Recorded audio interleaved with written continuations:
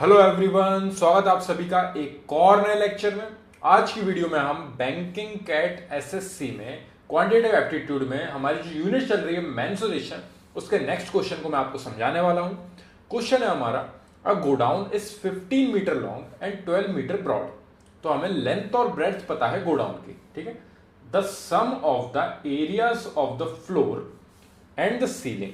सो यहां पे सम of the area, किस किस का एरिया, फ्लोर और सीलिंग का, यानी कि फ्लोर और सीलिंग दोनों का एरिया का सम इज इक्वल्स टू, किसके इक्वल है, equal to the sum of the area of four walls. तो जो चारों हमारी वॉल्स हैं उसके एरिया के इक्वल है।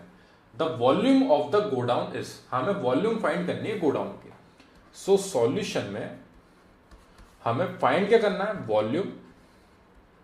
वॉल्यूम का फॉर्मूला होता है हमारा length into breadth into height, ठीक है।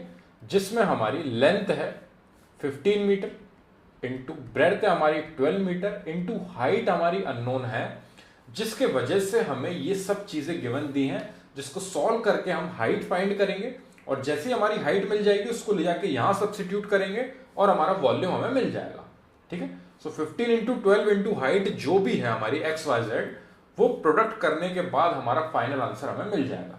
सो यहां पे सबसे पहले मेंशन कर लेता हूं कि हमारी लेंथ जो है वो 15 मीटर हमें गिवन दी है, हमारी ब्रेड्थ जो है वो हमें 12 मीटर गिवन दी है और हमारी हाइट जो है वो अननोन है। सो एच हमारा यहां पे हम इस तरीके से लिख देते हैं अननोन। आप एक्स भी मान सकते हो, जो आपको मन करे, ठीक है। सो यहां पे हमें h फाइंड करना है। अब हमें क्वेश्चन में गिवन क्या दिया उस पे बढ़ते हैं हम। यहां पे हम लिख लेते हैं हमारी L है 15 मीटर और ब्रेड्थ है हमारी 12 मीटर। ये दोनों चीजें हमने यहां पे मेंशन कर ली है, ठीक है। अब हमें क्वेश्चन में एक और चीज गिवन दी है, the sum of the areas of the floor and the ceiling. So area of floor plus area of ceiling is equals to area of four walls. हमें क्लियर गिवन दिया है, is equal to the sum of the areas of the four walls. So यहां पे area of the floor और area of the ceiling हम add करेंगे और यहां पे चारों वॉल्स जो है हमारी उनको ऐड करेंगे और दोनों आमने सामने इक्वल जब हम सब्स्टिट्यूट कर देंगे यहां पे वैल्यूज, तो हमारी हाइट जो अननोन है वो हमें मिल जाएगी। सो उसको फाइंड करने के लिए हमें ये एक एक्स्ट्रा इक्वेशन वर्ड प्रॉब्लम के थ्रू हमें गिवन दी थी, ठीक है। अब यहाँ पे एरिया ऑफ फ्लोर क्या होता है, देखिए आप, ये नीचे वाली जो हमारी फ्लोर है ये रेक्टेंगुलर शेप में है। अगर आप उस गोडाउन की सिर्फ और सिर्फ फ्लोर को देखोगे तो वो एक रेक्टेंगुलर शेप में है, जिसकी लेंथ 15 है और ब्रेड्थ 12 है। और इसका एरिया फाइंड करने के लिए, रेक्टेंगल का एरिया फाइंड करने के लिए हम L इंटू बी करते हैं, लेंथ का ब्रेड्थ में मल्टीप्लीकेशन, यानी कि 15 का 12 में मल्टीप्लाई। अब देखिए आप यहां पे ये पूरी लेंथ हमें कवर करनी है, प्लस यहां से यहां तक का एरिया भी कवर करना है, इसलिए पूरा शेडेड रीजन इन दोनों का प्रोडक्ट होता है। इसलिए L इंटू बी हमारा फॉर्मूला हम यूज करते हैं। और वही जो हमारा L इंटू बी फ्लोर का एरिया फाइंड करने के लिए हुआ है, वही से हमारा सीलिंग का होगा, क्योंकि आप देख सकते हैं यही लेंथ हमारी सेम 15 है और ब्रेड्थ हमारी यहां से यहां तक ये भी आपकी 12 मीटर सी है। तो ऊपर फ्लोर का, नीचे फ्लोर का प्लस ऊपर सीलिंग का एरिया आपका L into B plus L into B, दोनों आपका लेंथ इंटू ब्रेड्थ का मल्टीप्लीकेशन, सेम ऊपर भी सेम नीचे भी, is equal to area of four walls. चारों वॉल्स का एरिया हमें फाइंड करना है। तो सबसे पहले मैं यहां पे ये सब चीजें, थोड़ी बहुत चीजें रब कर रहा हूं ताकि आपको कंफ्यूजन ना हो। अब आप देखिए ये फ्रंट वाली जो आपकी वॉल है, अब ये फ्रंट वाली जो वॉल है, अगर आपको इसका एरिया कवर करना है, ये आपको क्लियर समझ में आ रहा है, ये एरिया कवर करना है। सो ये एरिया कवर करना है, तो ये भी एक रेक्टेंगुलर शेप है, लेकिन इस रेक्टेंगुलर शेप में आपकी ये तो 15 है, लेकिन यहां पे आपकी ये हाइट है, वही रेक्टेंगल है लेकिन डायमेंशन बदल गए। पहले जब हमने यहां पे डायमेंशन देखे थे तो लेंथ इंटू ब्रेड्थ था, अब यहां पे लेंथ इंटू हाइट है। सो L इंटू एच आएगा आपका एक वॉल का area, L into H. Plus second wall, जो यहाँ पे ये वॉल थी इसके जस्ट पीछे, ये पीछे आपको वॉल दिख रही है ये वाली, ये पीछे आपकी वॉल है जिसमें हाइट आपकी ये और लेंथ आपकी ये 15। वही सेम L इंटू एच आपका पीछे वाली वॉल के लिए भी रहेगा एरिया। ठीक है, ये आगे पीछे वाली सेम रहती हैं वॉल्स, ऊपर नीचे आपकी सीलिंग और फ्लोर सेम रहती हैं, इसलिए उनका L इंटू बी आता है। फिर आता है हमारी साइड वाली ये वाली वॉल। अब ये वॉल को मैं जब शेड कर रहा हूं इस तरीके से आपको समझ में आ जाएगा, ये पूरी वॉल मैंने शेड करी। सो इसको शेड करने में मेरी ब्रेड्थ जो है वो आपको 12 गिवन है। सो B और H इन दोनों का प्रोडक्ट हो रहा है, ये भी रेक्टेंगल शेप है, इसके डायमेंशन आपके ब्रेड्थ और हाइट का यूज करवा रहे हैं, यानी कि B इंटू एच आएगा आपका यहाँ पे एरिया। और सेम इसके जो अपोजिट वॉल है ये वाली जो वॉल है इसका भी B इंटू एच रहेगा आपका area. So area of four walls directly अगर आपको फॉर्मूला याद है सो आप लिखते हैं इसको 2L plus B into H. अब ऐसा क्यों लिखते हैं वो और मैं आपको एक बार बता देता हूं, फिर उसके बाद हम इस फॉर्मूले को यूज कर लेंगे। अब यहां पे आप देख रहे हो L इंटू एच दो बार है, सो हम इसको लिख सकते हैं twice of L into H. ठीक है, मैंने LH लिखा है, बीच में मल्टीप्लीकेशन का साइन है, ठीक है, वो यूनिवर्सली रहता है। प्लस ब्रेड्थ और हाइट भी दो बार है आपकी, तो इसको 2B इंटू एच आप लिख सकते हो। अब अगर आप यहां पे 2 कॉमन ले लोगे और H कॉमन ले लोगे, आपने 2 और H कॉमन ले लिया, सो यहां से 2 और H कॉमन गया तो L बचेगा आपका अंदर, प्लस यहां से 2 और H जाएगा तो ब्रेड्थ बचेगी आपके अंदर। सो वही फॉर्मूला आ रहा है twice of length plus breadth into height, जिसमें H को हमने पीछे लिखे चाहे आगे लिखे सेम चीज है। ठीक है, और यहां पे अगर आप देखोगे L इंटू बी और L into B, so twice of L into B आपका यहां पे चला आएगा, तो वो हम यहां पे इस तरीके से लिख देंगे। सो यहां पे इसको सिंप्लीफाई करना है, इसमें आप देख सकते हो ये 2 और 2 तो कैंसिल आउट हो जाएंगे जब ये अपॉन में आएगा, तो इसलिए हम कुछ भी प्रोडक्ट नहीं करेंगे, हम सिर्फ और सिर्फ इन्हें यहां पे वैल्यूज पुट करेंगे। 2 इंटू लेंथ की जगह पे आपकी आएगी 15 मीटर्स, ब्रेड्थ की जगह पे आएगा आपका 12 meters, is equal to 2 into length की जगह पे आएगा आपका 15 प्लस ब्रेड्थ की जगह पे आपका आएगा 12 इंटू एच जो है वही आपको फाइंड करना है, तो वो अननोन हम यहां पे चलने देंगे।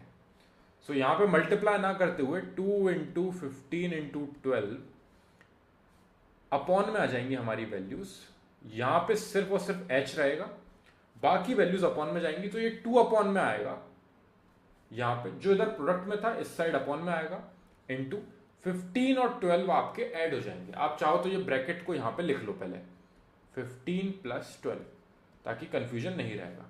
ये एच हमने वहीं छोड़ दिया, बाकी ये तीनों चीजें प्रोडक्ट में थी, तो बाकी की दोनों चीजें हमारी अपॉन में आ जाएंगी, वहां पे इक्वल्स टू के साइड जो मल्टीप्लाई में है उधर डिवाइड में जाता है। आप चाहते तो इसको यहीं पे ऐड करके यहीं पे 27 लिख के यहाँ पे 27 से रिप्लेस कर लेते हैं, एक स्टेप बढ़ती, मैंने उसको बढ़ाने के चक्कर में इस तरीके से लिख दिया था। अब 2 इंटू 15 इंटू 12 अपॉन में आएगा आपका 2 इंटू 15 और 12 आपके ऐड हो जाएंगे 27 इज इक्वल्स टू एच। अब हमें यहां पे करना है नॉर्मल कैंसिल आउट, ये देखिए 2 से 2 कैंसिल आउट हो रहा है, 15 इंटू 12 अपॉन में है 27, सो यहां पे 3 से कैंसिल आउट हो रहा है ये 5 टाइम्स, 3 से कैंसिल आउट हो रहा है ये 9 टाइम्स, ठीक है, 3 9 से 27, 3 5 से 15, फिर 3 से कैंसिल आउट हो रहा है ये 4 टाइम्स, और 3 से कैंसिल आउट हो रहा है ये 3 टाइम्स। सो यहां पे आपका आ रहा है ऊपर 5 4 से 20 अपॉन में आ रहा है आपका 3 इज इक्वल टू हाइट, तो आपकी हाइट आ चुकी है 20/3 मीटर्स। अब अगर आप इसको डिवाइड कर लोगे, पॉइंट में ले आओगे, तो आपको बहुत ज्यादा कैलकुलेशन करनी पड़ जाएगी, लेकिन हमें फाइंड क्या करना है। अगर हमसे हाइट पूछी होती तो ये हमारा फाइनल आंसर होता, लेकिन उन्होंने हमसे बोला था find the volume, volume find करना है। वॉल्यूम का फॉर्मूला मैंने आपको पहले ही लिख दिया था ऊपर, L into B into H. अब यहां पे H आप देखिए, जो हमने यहाँ पे लेंथ ब्रेड्थ और हाइट की जगह पे जैसे ये 20/3 लाके रखा, तो ये 3 यहाँ पे इस 12 या 15 से कैंसिल आउट हो जाएगा, इसलिए मैंने वहां पे कैलकुलेशन बचा के रखी थी। अगर मैं यहाँ पे इसको डिवाइड कर देता, पॉइंट में आंसर ले आता, तो फिर यहाँ पे मल्टीप्लाई पॉइंट में करना पड़ता और वो बहुत ज़्यादा लेंदी हो जाता। ठीक है, सो इसलिए हमें सबसे पहले पूरा प्रोसेस बना के रखना है कि हमें कहाँ पे ले जाके कौन सी वैल्यू रखनी है जिसकी वजह से हमारी कैलकुलेशन ज़्यादा ना बढ़े। सो हमारा हाइट जो 20/3 आया, ये दोनों जो चीज़ें इक्वल दी थी हमें, एरिया ऑफ फ्लोर और सीलिंग का सम, तो 2 इंटू एल, 2 का इंटू लेंथ और ब्रेड्थ का, क्योंकि एल इंटू बी आपका फ्लोर का था, वही आपका सीलिंग का था, तो twice of L into B आया यहाँ पे, और 2 into L plus B into H, ये आपका एरिया ऑफ 4 वॉल्स होता है। मैंने एक्सप्लेन किया किस तरीके से होता है। उसकी वजह से हमारी हाइट आ चुकी है 20/3, उसको ले जाके हमने वॉल्यूम की जगह पे सब्सटीट्यूट करा।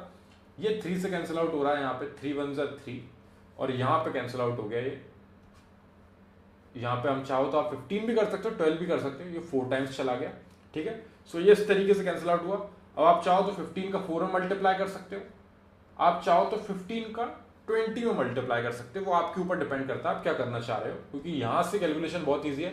15 का 4 में मल्टीप्लाई 60 होगा, 60 इंटू 20 आएगा आपका, 60 का 20 में मल्टीप्लाई 6 2 12 होता है, और 2 जीरो आपकी जो पीछे है, और मीटर क्यूब आपकी आएगी वैल्यू, क्योंकि यहाँ पे लेंथ की यूनिट भी मीटर थी, ब्रेड्थ की यूनिट भी मीटर थी, और हाइट की यूनिट भी मीटर थी। तीनों का मल्टीप्लाई करने के बाद मीटर क्यूब आएगा, इसलिए 1200 1200 मीटर क्यूब आपका फाइनल आंसर होगा वॉल्यूम का। ठीक है, अगर आप चाहते तो इस 4 का मल्टीप्लाई 20 में भी कर सकते थे, वो आपके ऊपर है। 15 का 20 में मल्टीप्लाई, 15 2 30 होता है, तो ये 300 आ जाता है। 300 का 4 में मल्टीप्लाई करते हैं आप, 4 3 12, 1200, फिर भी सेम आपको रिजल्ट मिलता। यहाँ पे प्रोडक्ट आप किस तरीके से करते हो वो मैटर नहीं करता है, यहाँ पे पॉइंट में आंसर हमें नहीं लाना है, ये सबसे ज्यादा मैटर करता है, क्योंकि यहाँ पे हमें दिखना चाहिए, ये आपको पहले ही एनालाइज करना है कि अगर अपॉन में 3 आ रहा है, 2 आ रहा है, 5 आ रहा है, तो वो वॉल्यूम में ले जाके हम रखेंगे तब वो कैंसिल आउट हो सकते हैं। उसके अलावा कोई वैल्यू अपॉन में होती तो बिल्कुल आपको पॉइंट में आंसर निकालना पड़ता। वैसे क्वेश्चंस भी आते हैं जिसमें कैलकुलेशन थोड़ी बढ़ जाती है। आई होप ये क्वेश्चन आपको मैं समझा पाया हूँ, जिसमें गोडाउन के एक आपको वर्ड प्रॉब्लम के थ्रू आपको समझाया था कि सीलिंग और फ्लोर का जो एरिया है उनका सम किसके इक्वल है, एरिया ऑफ 4 वॉल्स के। तो हमने आमने सामने जब उन वैल्यूज को ले जाके रखा तो हमें हाइट की वैल्यू मिल गई, वही हाइट हमें चाहिए थी, क्योंकि वॉल्यूम फाइंड करने के लिए L into B into H एक नॉर्मल फॉर्मूला में यूज करना था, जिसमें एल और बी तो हमारे पास थी, लेकिन एच की वैल्यू अननोन थी, जो हमने यहाँ से फाइंड करी, जो आई हमारी 20/3। अब कई बच्चे यहाँ पे 3 से डिवाइड करने बैठ जाते हैं और पॉइंट में आंसर निकाल देते हैं। जैसे ही पॉइंट में आंसर आता है पूरा कैलकुलेशन गड़बड़ हो जाता है, और आपको वहां पे रिजल्ट दिख रहा होता है। आज 4 ऑप्शन दिए उन्होंने, 1200 है, 1000 है, और एक 900 दे दिया उन्होंने, और एक उन्होंने दे दिया 1300।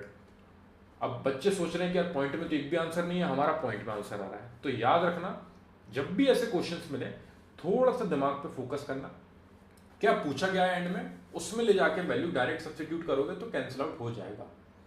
आई होप मैं आपको ये क्वेश्चन समझा पाया हूँ। फिर भी कोई दिक्कत लगे तो कमेंट सेक्शन में जरूर डिस्क्राइब करना, ताकि मैं उसको पहले सॉल्व कर सकूँ और फिर हम नेक्स्ट क्वेश्चन पे बढ़ सकें। Thank you very much for watching this video.